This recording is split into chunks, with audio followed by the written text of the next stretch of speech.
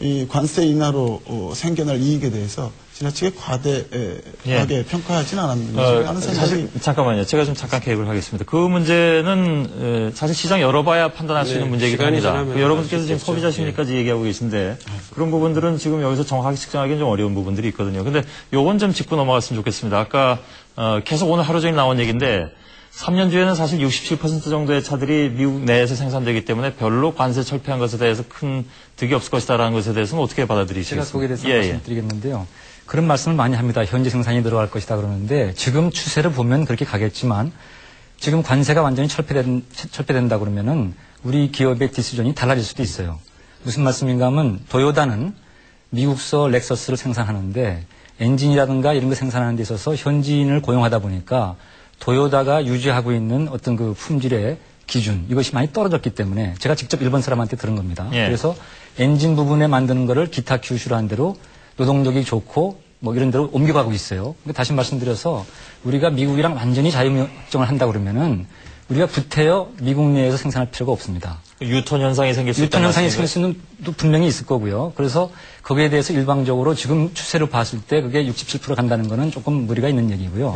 지금 우리가 거기 간 이유도 이 관세라든가 이런 거를 좀 벽을 넘으려고 우리가 갔던 거거든요, 사실은. 그리고 소비자하고 가까이 가려고 한 건데, 그렇다면은 아프터 서비스만 해주는 그런 것만 남아있고 생산이 다시 유턴할 수도 있다, 이런 말씀을 드릴 수 있습니다. 동의하십니까? 그거, 글쎄, 참, 미래 얘기를 하고 있는 것 같아서 어려운데, 다만 지금 비교는 적당치 않습니다. 왜냐하면 토요타 렉서스라고 하는 거는, 세계적으로 고급차입니다. 최고급차의 엔진 얘기를 하고 있는 것이죠. 우리나라 지금 대단히 좀 불행한 얘기죠. 아직 우리나라는 렉서스 차를 못 만들고 있죠. 렉서스에 예를 든 건 적당치 않다고 말씀을 좀 드리고 싶고요. 그 다음에 자유무역 얘기하면서 소비자 얘기를 참 많이 하는 당연한 얘기입니다. 자유무역을 하게 되면 소비자가 이익을 보게 됩니다. 그건 맞는 얘기인데, 세계 자유무역이 가장 발달된 나라가 미국입니다. 그렇죠. 미국의 소비자가 가장 많은 이익을 보고 있습니다. 근데 미국이 지금 세계에서 가장 무역 격차가 큰 나라입니다. 그리고 그것 때문에 미국이 지금 세계에서 가장 빚이 많은 나라입니다. 그렇죠. 그러다 보니까 지금 적어도 최근에 10년 이상, 나프타 이후 마찬가지인데, 10년 이상 미국의 중산층의 생활 수준이 굉장히 악화됐다고 얘기를 합니다.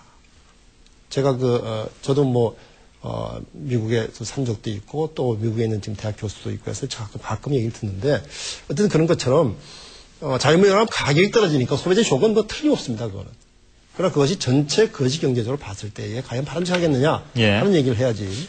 자유무역은 논지가 무엇이죠? 그래서 자유무역을 해가지고 중산층이 붕괴됐다는 말씀이십니까? 아니 그러니까 그런 제 이야기는 말씀은 아니잖아요. 지금 말씀드렸잖아요. 미국이 자유무역이 가장 발달된 나라이고 그래서 미국의 소비자가 가장 혜택을 누리고 있다 얘기할 수 있습니다. 그런데 미국은 뭡니까? 무역 적자가 세계에서 가장 많은 나라이고 미국이 무역 수지 적자가 많은 것은 그만큼 외국인 투자로 다 메꾸기 때문에 그렇습니다. 아니 그렇죠. 그러니까 그건 메꾸는 것이 아니라 외국으로부터 빚을 내서 메꾸고 있는 것이 정확하게 얘기하면 그렇죠? 그러니까 빚을 냈든 어떻든 간에 외국인이 그만큼 미국의 그것은 우리나라는 하기 때문에 그렇죠. 미국은 달러라고 하는 세계 최고의 무기를 가지고 있는 가지고 있지 못하죠. 그런 의미에서 미국 흉내를 낼 수가 없잖아요. 그러니까 우리는 자유무역을 하더라도 일정한 범위 내에서 제한을 해가면서 하는 것이지 미국까지 할 수는 없다. 이런 말씀을 드리는 겁니다. 자동차 문제 얘기가 나와서 얘기가 조금 이제 번졌는데요. 알겠습니다. 이 문제, 첫 번째 쟁점이었던 자동차 문제는 이 정도로 좀 얘기를 좀 정리하도록 하겠습니다.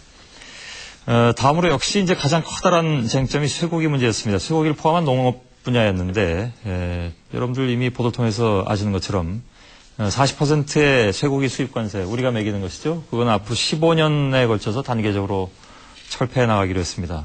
그리고 세이프가드를 도입하기로 했습니다. 이건 긴급 수입 제한 제도가 세이프가드죠. 이걸 도입하기로 해서 일단 축산업계를 좀 보호하기 위한 장치는 마련했다. 이런 얘기를 하고 있습니다. 협상단 쪽에서는. 그리고 15년이라는 시간도 어찌 보면 충분한 시간이 아니냐라고 얘기하고 있는데 수산농가 쪽에서는 당연히 15년이든 어쨌든 이게 굉장히 좀 타격이 되는 것으로 생각할 수 있고요. 그 이외에 이제 농업 분야에서는 쇠고기뿐만 아니라 돼지고기라든가 돼지고기는 10년에 걸쳐서 철폐하기로 했고요. 그리고 그 밖에 오렌지는 예를 들면 이제 우리 농민들이 오렌지를 출하하는 그런 시기, 주로 가을 겨울이 될 텐데 그때는 관세를 높이고 그렇지 않을 때는 한 30% 정도로 낮추고 이런 정도로 이제 예의가 된 것 같습니다. 그 외에도 굉장히 많이 있는데요. 우선 쇠고기 문제에서 조금 집중해서 얘기 좀 나눠봤으면 좋겠는데 이러한 협상 결과에 대해서 어떻게 평가를 하고 계신지 최대한 원장께 먼저 드리겠습니다. 예. 쇠고기는 사회자께서 정리하신 대로 두 가지의 쟁점이 있었습니다. 하나는 한국 정부가 협상 초기부터 FTA 의제가 아니라고 했던 위생 검역 문제, 그러니까 수입 재개 조건이죠. 또 하나는 이제 관세를 어떻게 할 거냐는 것인데, 이것이 결론적으로 말씀드리면은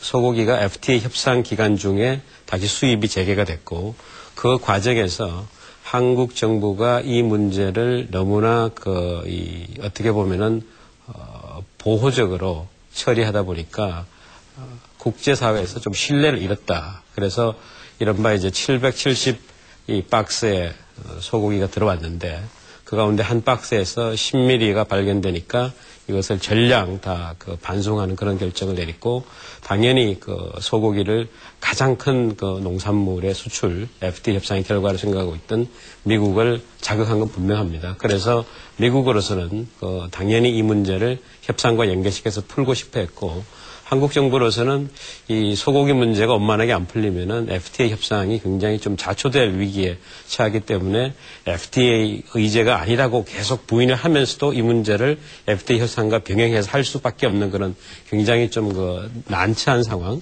딜레마가 있었다고 생각이 됩니다. 그래서 심지어 이제 협상 마지막 이른바 끝장 협상에 와서는 미국 측이 보도에 따르면은 OIE의 5월 달에 총회가 지금 열리지도 않았습니다만 결과를 예단을 해서 OIE의 지금 예비 판정을 미국이 이제 받았습니다. 국제수역 사무국에. 예, 국제수역 사무국에. 그래서 소고기 광우병의 위험을 통제하는 국가가 되면은, 그런 상황이 되면은 국제수역 사무국의 기준은 소고기를 뼈 있는 것도 수입할 수 있다는 권고안을 내고, 그러면은 이 회원국들은 그 권고안을 자발적으로 수용할 수도 있습니다. 그런데 결정이기 때문에 그런 상황에서 미국은 이른바 이제 한국의